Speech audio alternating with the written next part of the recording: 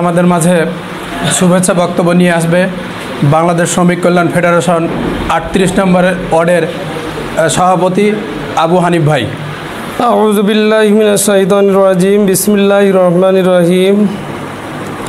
বাংলাদেশ শ্রমিক কল্যাণ ফেডারেশন ৩৮ নং ওয়ার্ডের উদ্যোগে আজকের দ্বিবার্ষিকী কর্মী সম্মেলন, আজকের প্রোগ্রামের সম্মানিত সভাপতি, সম্মানিত প্রধান অতিথি ও বিশেষ অতিথি, আমার সামনে উপবিষ্ট কর্মী ও সহযোগী ভাইয়েরা, আসসালামু আলাইকুম ওয়া রাহমাতুল্লাহি ওয়া বারাকাতুহু। আজকের প্রোগ্রামে সময় মতো উপস্থিত হয় আমি সবাইকে আমার পক্ষ থেকে এবং ৩৮ নম্বর ওয়ার্ডের পক্ষ থেকে ধন্যবাদ ও মোবারকবাদ জানিয়ে ও নেতৃবৃন্দের বক্তব্য মন দিয়ে শোনার আহ্বান জানিয়ে আমি আমার সংক্ষিপ্ত বক্তব্য এখানেই শেষ করছি।